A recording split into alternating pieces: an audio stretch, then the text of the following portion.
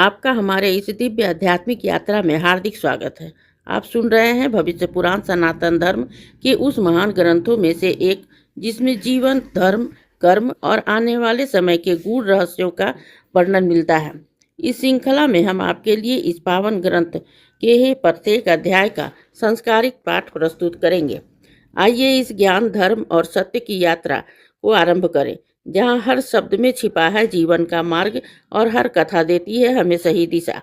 सनातन ज्ञान की ही इस पवित्र धारा में डूबकर अपने जीवन को अर्थपूर्ण बनाएं। हर हर महादेव। ओम नमः शिवाय। द्वादश रविवार का वर्णन और नंदादित्य व्रत की विधि। दंडी ने वर्मा जी से पूछा, वर्मन, जो मनुष्य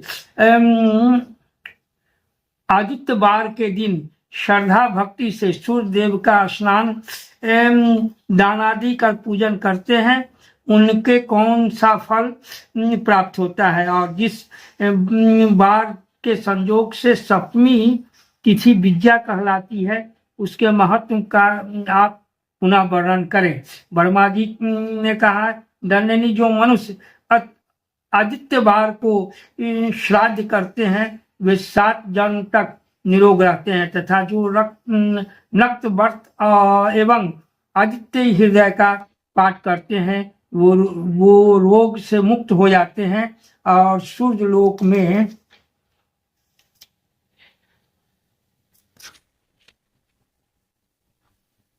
निवास करते हैं। उपवास रखकर जो महाश्रोता मंत्र का जप करते हैं वे मनोवांछित फल को प्राप्त करते हैं। आदित्यवार के दिन महाश्लोक मंत्र तथा पंचाक्षर मंत्र का जप करने से निसंदेह सूर्यलोक की प्राप्ति होती है। सूर्य नारायण के 12 बार इस प्रकार है: नंद, भद्र, शुभ, कामद, पुत्रद, जप,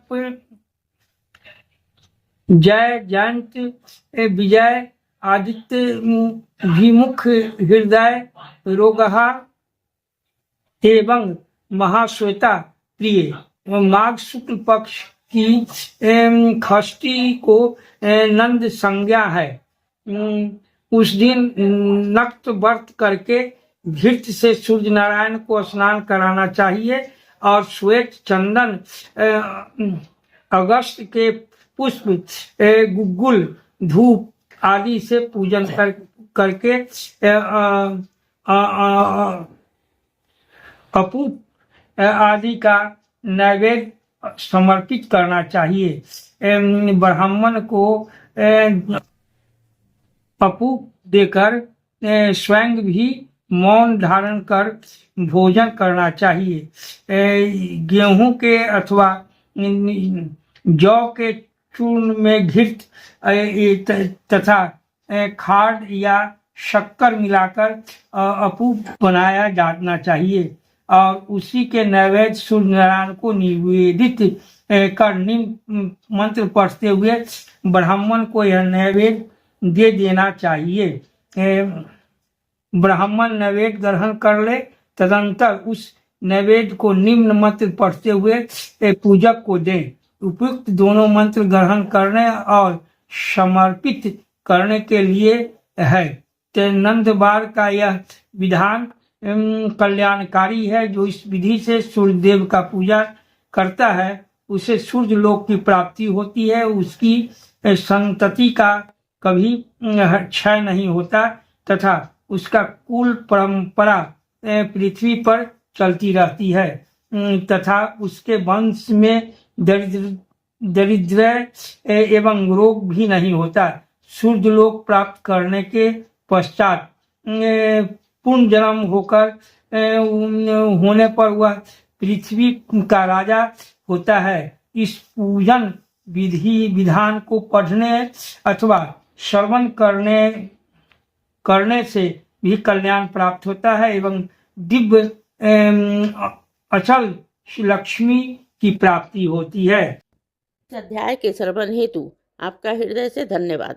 हम आशा करते हैं कि भविष्य पुराण की यह दिव्य कथा आपको आध्यात्मिक शांति, सही मार्गदर्शन और जीवन के गहन सत्य प्रदान कर रही होगी।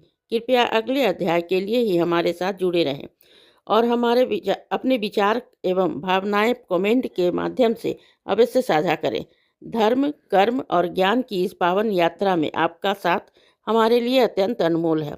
हर हर महादेव। ओम नमः शिवाय। यदि यह प्रस्तुति आपको पसंद आई हो, लाइक करें, कमेंट करें, सब्सक्राइब जरूर करें, बेल आइकॉन दबाना ना भूलें ताकि अगला अध्याय आपसे छूटे नहीं।